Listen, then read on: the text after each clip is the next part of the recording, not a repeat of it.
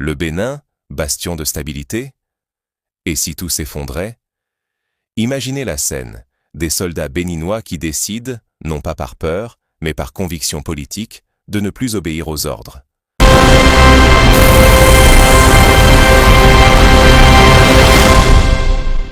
Suivez les informations en Afrique et partout dans le monde en temps réel sur la chaîne Tony.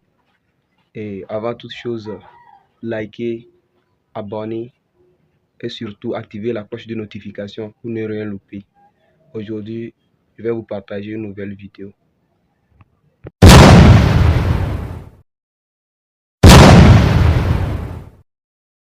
Le Bénin, bastion de stabilité? Et si tout s'effondrait? Imaginez la scène, des soldats béninois qui décident, non pas par peur, mais par conviction politique, de ne plus obéir aux ordres. Dans les casernes de Cotonou, l'ambiance a changé. Ce n'est plus le calme habituel. Aujourd'hui, on sent que quelque chose de profond s'est brisé. Ce n'est pas une simple crise de discipline, mais un véritable choix de camp. Un courant de mutinerie s'affirme et, fait inédit, affiche sa proximité avec Ibrahim Traoré, l'homme que Paris redoute le plus en Afrique. Pour la France, c'est un choc silencieux. Le dernier pays considéré comme « sûr » en Afrique de l'Ouest ne l'est plus. Ce n'est plus seulement le Sahel qui s'embrase. La sahélisation vient de franchir le désert, de traverser les frontières, et elle frappe aujourd'hui la côte béninoise. Dans la rue, à Cotonou, la contestation monte. Les manifestations ne sont pas un simple exutoire, mais le signe d'un ras-le-bol accumulé, présence étrangère, sentiment d'abandon des intérêts locaux, économie étranglée par des sanctions décidées à des milliers de kilomètres. Et c'est sur ce terreau que la fracture militaire prend tout son sens. Des unités refusent de se positionner contre leurs voisins du Sahel. Lorsqu'un soldat n'obéit pas, c'est un problème disciplinaire. Quand plusieurs unités, de façon coordonnée, prennent position pour une idéologie qui défie la ligne politique nationale, c'est la porte ouverte à une rupture historique. Ce qui était impensable il y a encore quelques années devient réalité. Le Bénin, souvent cité comme le modèle démocratique et stable de la région, vacille à son tour. Si le contrôle de l'armée échappe au pouvoir civil, si la contestation gagne en cohérence politique, alors c'est tout l'équilibre régional qui peut s'effondrer, avec des conséquences majeures sur la sécurité, l'économie et l'avenir d'une génération. Mais comment en est-on arrivé là? Pour comprendre, il faut remonter aux racines de la crise béninoise et à son contexte régional. Pendant des décennies, le Bénin n'était pas l'histoire, jusqu'à aujourd'hui. Longtemps considéré comme un îlot de stabilité dans une région agitée, le Bénin affichait ce que beaucoup enviaient, une démocratie multipartite, des transitions politiques pacifiques et une ouverture à la coopération internationale, notamment avec la France et les partenaires occidentaux. Sous Patrice Talon, ancien homme d'affaires devenu président, le pays a misé sur le développement économique, le pragmatisme et une certaine efficacité technocratique. Ce récit de réussite béninoise contrastait fortement avec la succession de coups d'État militaires qui secouaient ses voisins sahéliens, Mali, Burkina Faso, Niger. Pendant que ces pays basculaient dans l'incertitude, Cotonou apparaissait comme un partenaire fiable pour Paris, Bruxelles, Washington. Mais cette image lisse cache une réalité plus complexe. Géographiquement, le Bénin partage plus de 700 km de frontières, souvent poreuses, avec le bloc AES, Mali, Burkina Faso, Niger, aujourd'hui le cœur battant d'une contestation anti-française et anti-occidentale qui bouleverse l'ordre régional. Ici, la frontière n'est pas un mur, mais une membrane. Les idées, les réseaux sociaux et surtout la colère circulent librement. Ce qui se joue au nord n'est jamais vraiment contenu, et le Bénin, malgré sa réputation de résilience, n'est pas immunisé contre ces dynamiques. La preuve, dès l'annonce des sanctions économiques après le coup d'État au Niger en 2023, le Bénin a ressenti de plein fouet les répercussions. Les marchés frontaliers se sont vidés, les chauffeurs routiers sont restés à l'arrêt, les communautés vivant du commerce transfrontalier ont vu leur quotidien bouleversé par des décisions prises loin d'eux, à Abuja, à Bruxelles, à Paris. Et dans cet étau, ce n'est pas la gratitude envers le gouvernement qui a grandi, bien au contraire. La frustration s'est muée en colère, puis en défiance, et a ouvert la porte à une contestation plus profonde.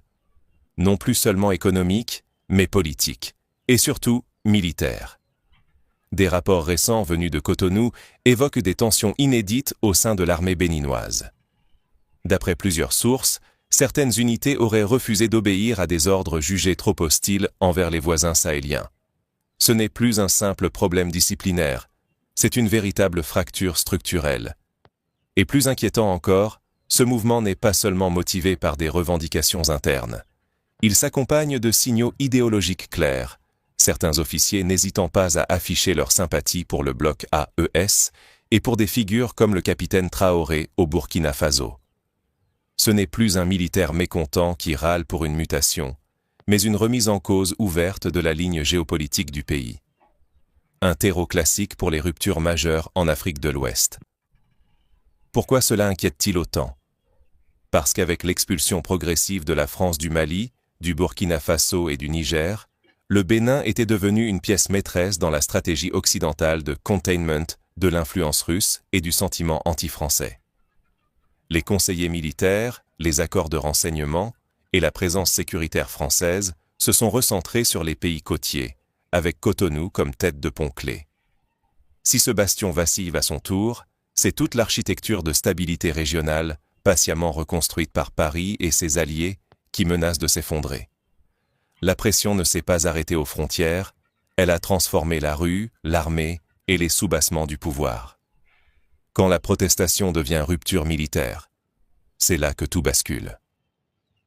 Les rues de Cotonou ne grondent plus seulement sous les cris des manifestants. C'est toute une société qui vacille, ébranlée par des frustrations longtemps contenues. Au départ, la colère semblait dirigée contre la présence militaire étrangère, jugée de plus en plus encombrante depuis l'expulsion des forces françaises du Mali, du Burkina Faso et du Niger. Mais très vite, ce sont les sanctions régionales post-coup d'État au Niger qui ont transformé un mécontentement diffus en une contestation explosive. Les marchés s'assèchent, l'économie informelle s'étouffe, et dans le Nord, les communautés frontalières, déjà fragilisées, voient leur quotidien littéralement asphyxié. Ce malaise, d'abord social, a fini par fissurer la citadelle la plus solide du pouvoir, l'armée. Les signaux se multiplient au sein des casernes. Plusieurs unités refusent désormais d'exécuter des ordres, en particulier ceux qui visent à coopérer avec les dispositifs occidentaux ou à contenir les flux venus du Sahel. On n'est plus face à de simples actes d'indiscipline isolés. La fracture devient idéologique, profonde, structurante. Elle oppose deux visions irréconciliables. D'un côté, ceux qui considèrent que la stabilité du Bénin dépend du maintien de l'alliance avec les partenaires occidentaux, France en tête, et de la coopération régionale classique. De l'autre, une nouvelle génération d'officiers et de soldats, influencés par ce qui se passe à Ouagadougou, Bamako ou Niamey, qui voient dans l'AES une promesse de souveraineté réelle, affranchie de toute tutelle étrangère. Ce glissement n'est pas anodin, car la figure de la mutinerie au Bénin ne se réclame plus seulement de revendications salariales ou de frustrations internes. Désormais, certains officiers affichent, parfois à demi-mot, leur admiration pour Ibrahim Traoré et la dynamique AES. Traoré, c'est plus qu'un chef d'État burkinabé. C'est, pour beaucoup de jeunes dans toute l'Afrique de l'Ouest, l'incarnation d'une rupture générationnelle. Il symbolise un rejet radical de l'ordre hérité de la France-Afrique, et même si le chaos sécuritaire persiste au Burkina Faso, la puissance du symbole l'emporte sur le bilan réel. Ce qui compte, c'est l'idée d'une jeunesse qui reprend son destin en main, qui défie les lignes rouges fixées depuis Paris ou Bruxelles. Le vrai danger, aujourd'hui, c'est que cette fracture au sein de l'armée béninoise ne soit plus réparable. Quand l'institution censée garantir la stabilité commence à douter de sa propre légitimité, le risque de basculement devient réel. D'autant que le gouvernement de Patrice Talon, en cherchant à ménager ses partenaires occidentaux tout en réprimant la dissidence interne, semble pris dans une impasse mortelle. S'il choisit la fermeté, il risque d'accélérer la rupture et de provoquer ce qu'il redoute le plus, un coup d'État ou une implosion de la chaîne de commandement. S'il cède à la pression des dissenteurs, il saborde la confiance de ses alliés internationaux au moment où le Bénin en a le plus besoin, sur le plan économique autant que sécuritaire. Ce n'est plus une question purement béninoise. Car un Bénin qui bascule, même partiellement, vers l'orbite AES, ce serait un tournant géopolitique pour toute la région. L'AES a toujours affiché son ambition. Ne pas rester une alliance par défaut, mais devenir le socle d'un nouvel ordre régional, affranchi des conditionnalités occidentales. L'arrivée du virus panafricaniste dans un pays côtier, que l'on croyait immunisé par sa tradition démocratique et sa stabilité institutionnelle, remet en cause toute la stratégie de containment mise en place par Paris et ses alliés. La contagion n'est plus une menace abstraite. Les réseaux de solidarité, de discours, mais aussi de frustration, ont franchi les frontières. Le Bénin, jadis pôle de stabilité, se retrouve sur la ligne de front de cette nouvelle bataille d'influence. Si la crise s'approfondit, elle pourrait ouvrir une brèche pour d'autres pays côtiers, affaiblissant encore davantage l'architecture sécuritaire et politique de l'Afrique de l'Ouest. Mais quelles seraient les conséquences d'un basculement, et jusqu'où ce mouvement peut-il aller? Si le Bénin bascule, c'est tout l'équilibre régional qui s'effondre. En réalité, ce qui se joue à Cotonou déborde largement du cadre national. Depuis l'expulsion de la France du Mali, du Burkina Faso et du Niger, Paris a recentré son dispositif sur la côte du golfe de Guinée. Dans cette nouvelle architecture, le Bénin occupe une place stratégique. Proximité immédiate avec le Sahel, accès maritime capital, coopération sécuritaire considérée comme exemplaire. Cotonou est devenu le pivot essentiel du dispositif français pour contenir la progression de l'influence sahélienne et maintenir une forme de stabilité régionale. Mais aujourd'hui, cette pièce maîtresse chancelle. La fracture au sein de l'armée béninoise, les signaux d'alignement avec l'AES et la contestation croissante contre la présence française menacent de faire voler en éclats la stratégie d'endiguement de Paris. Si le Bénin venait à basculer, c'est la première ligne côtière qui serait directement exposée à l'influence de l'Alliance des États du Sahel. L'effet domino tant redouté prendrait alors une réalité concrète. La Côte d'Ivoire, le Togo, le Ghana, tous ces pays jusqu'ici considérés comme remparts, pourraient à leur tour être fragilisés. L'AES, de son côté, ne cache plus ses ambitions. Ses leaders parlent ouvertement de bâtir un nouvel ordre régional, affranchi de la tutelle occidentale, fondé sur le rejet des conditionnalités imposées par la CEDEAO et les partenaires étrangers. Ce projet résonne puissamment auprès d'une jeunesse urbaine qui ne se reconnaît plus dans le statu quo et qui aspire à une souveraineté réelle, débarrassée des vieux schémas de dépendance. À Cotonou, cette aspiration s'exprime dans la rue, mais aussi au sein des institutions. La question de qui contrôle l'armée, de qui façonne les alliances, n'est plus taboue. Elle s'impose au cœur du débat politique. Et, comme souvent dans ce genre de crise, elle ne repartira pas sous le tapis, tant qu'une réponse claire n'aura pas été apportée. Pour la France, la perte du Bénin aurait des conséquences considérables. Non seulement elle signifierait un recul historique de son influence, mais elle priverait Paris de son dernier point d'appui crédible en Afrique de l'Ouest francophone. La CEDEAO, déjà affaiblie par son incapacité à peser sur les transitions militaires au Sahel, verrait son autorité encore amoindrie. Le centre de gravité politique de la région se déplacerait irrémédiablement vers des pôles nouveaux, portés par la dynamique AES et le réveil panafricain. Mais cette recomposition ne se limite pas aux grandes manœuvres diplomatiques ou militaires. La crise béninoise, c'est aussi la cristallisation de frustrations longtemps ignorées, coût de la vie, ressentiment face aux blocages économiques régionaux, exaspération devant la présence de forces étrangères. Les manifestations à Cotonou ne sont pas de simples échos d'un grand jeu géopolitique.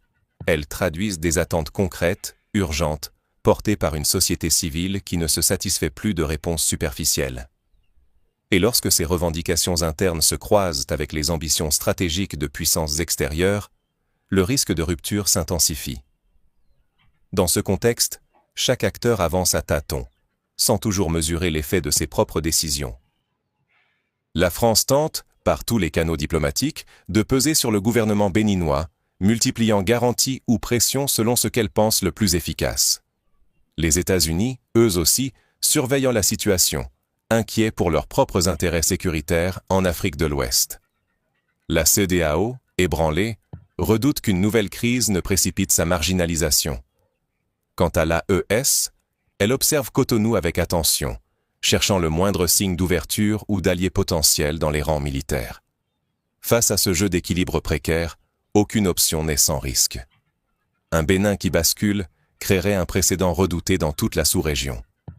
Il ouvrirait la voie à une nouvelle ère politique, dont ni les contours ni les conséquences ne sont entièrement prévisibles. L'issue de la crise déterminera qui, demain, contrôlera non seulement l'armée et la diplomatie, mais aussi l'avenir tout entier d'une génération. Face à ce dilemme, quelles options réelles s'offrent au gouvernement béninois et à ses partenaires? Aucun choix n'est sans risque. Chaque option comporte un prix. C'est le dilemme terrible auquel fait face le gouvernement béninois aujourd'hui. D'un côté, céder à la pression de la rue ou à la tentation panafricaine, c'est risquer de perdre le soutien des alliés occidentaux, avec toutes les conséquences diplomatiques, économiques et sécuritaires que cela implique. De l'autre, réprimer la contestation ou serrer la vis au sein des forces armées pourrait bien accélérer l'implosion. Créer des fractures irréversibles dans l'armée, pousser une partie de la jeunesse et de la société civile dans les bras des mouvements radicaux, voire ouvrir la porte à un coup d'État ou à la guerre civile. Dans cette situation explosive, il n'y a pas de solution simple, et chaque décision porte en elle le germe d'une nouvelle crise. Ce qui agite les rues de Cotonou, ce ne sont pas seulement des slogans géopolitiques ou des manipulations extérieures. Derrière la contestation, il y a des colères bien réelles, des frustrations quotidiennes. La vie chère, le sentiment de marginalisation économique, le chômage, l'impression d'être relégué pendant que d'autres profitent des retombées du système. L'aspiration à la dignité, à une souveraineté véritable, à une reprise en main de l'avenir national, ce sont des moteurs puissants, et ils ne disparaîtront pas d'un revers de main. Face à cette vague, la réaction du pouvoir est cruciale. En voulant étouffer les voix discordantes, le gouvernement prend le risque de fermer les voies du compromis modéré et de radicaliser le débat. Plus la répression est forte, plus elle légitime les discours extrêmes, plus elle fragilise les acteurs qui auraient pu jouer les médiateurs.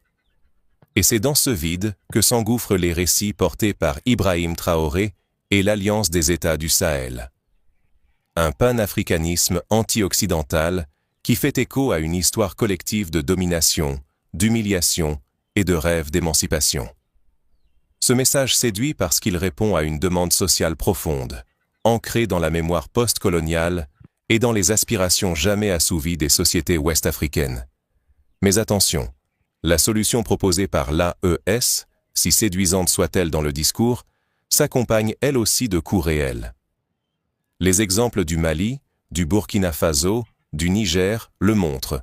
La souveraineté gagnée sur le plan symbolique s'est souvent payée par une insécurité accrue, des difficultés humanitaires et parfois un repli sur soi qui isole davantage encore les populations les plus vulnérables. On ne sort pas indemne d'un choc de ce genre, surtout lorsque les institutions sont fragiles et la société traversée par des failles profondes.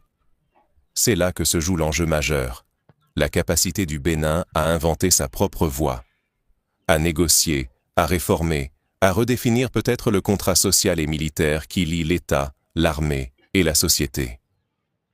Ce n'est pas une question de choisir entre Paris et Ouagadougou, entre Occident et AES, mais de trouver une architecture nouvelle, adaptée aux besoins et aux aspirations des Béninois. Car chaque action aujourd'hui, qu'il s'agisse de négocier avec les protestataires, d'ouvrir des espaces de dialogue ou de réformer la gouvernance, peut soit apaiser le jeu, soit précipiter une déstabilisation durable. Le risque, c'est que, faute de solutions inclusives, le pays glisse vers la perte de sa souveraineté réelle, soit happé par des logiques de confrontation régionale, ou pire, s'enlise dans un cycle de violence dont il sera très difficile de sortir. Et au-delà du Bénin, c'est toute l'Afrique de l'Ouest qui observe, inquiète. Chaque voisin scrute la moindre évolution, chaque gouvernement ajuste sa stratégie à l'aune de ce qui se joue à Cotonou. La moindre erreur, ici, peut résonner comme un coup de tonnerre sur toute la sous-région. Nous arrivons à la croisée des chemins. Qu'est-ce que ces bouleversements signifient concrètement pour l'avenir de la région ? Le Bénin n'a pas choisi ce rôle, mais il est désormais au cœur de la transformation africaine. Ce qui se joue à Cotonou dépasse de loin le destin d'un seul pays. Peut-être que l'on pensait, à tort, que les crises du Sahel s'arrêteraient aux frontières des États côtiers, protégés par leur stabilité apparente, leur tradition démocratique, et une histoire qui semblait les immuniser. Mais aujourd'hui, ces certitudes volent en éclats.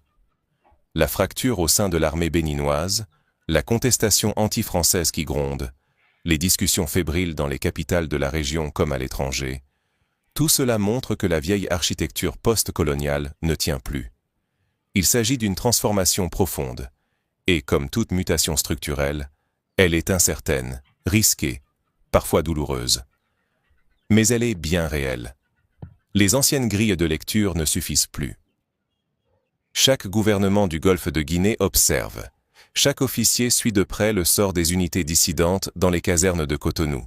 Et chaque manifestant ajuste sa stratégie en fonction de la riposte du pouvoir. Ailleurs, à Paris, Washington, Moscou ou Pékin, on actualise ces scénarios, car il devient évident que le centre de gravité politique de l'Afrique de l'Ouest est en train de bouger. C'est ici que le sort d'une génération se joue. L'avenir économique, la sécurité régionale, la souveraineté nationale ne sont plus des concepts lointains, mais des enjeux immédiats, concrets, qui concernent chaque Béninois, chaque voisin, chaque jeune qui regarde l'horizon et se demande dans quel monde il va grandir. Si le Bénin bascule, même partiellement, dans la sphère d'influence de l'AES, cela forcera tout le monde à reconsidérer ce que contenir la contagion sahélienne signifie réellement, et si c'est encore possible. La situation reste fluide, les informations se bousculent, mais les dynamiques de fond, la fragmentation militaire, la montée du panafricanisme souverainiste, la perte d'autorité des institutions régionales sont déjà là. Le Bénin devient malgré lui le révélateur d'un basculement irréversible ou d'une possible résilience. Restons lucides. Ce qui se joue, ce n'est pas seulement la stabilité d'un pays, mais la possibilité, pour toute une région, de réinventer son rapport à la souveraineté, à l'histoire et à son propre avenir. Ce n'est pas le moment de céder à l'aveuglement ou à la panique, mais d'observer, de questionner et de rester vigilant face à une transformation dont les répercussions dépasseront largement le temps présent.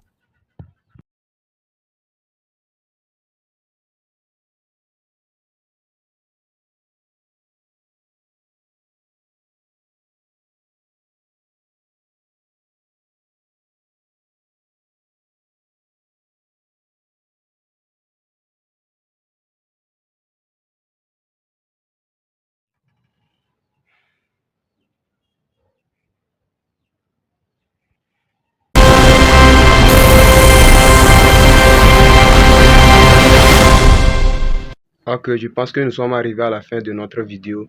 Et c'était votre gars Tony. Et surtout, essayez de liker et d'abonnez-vous.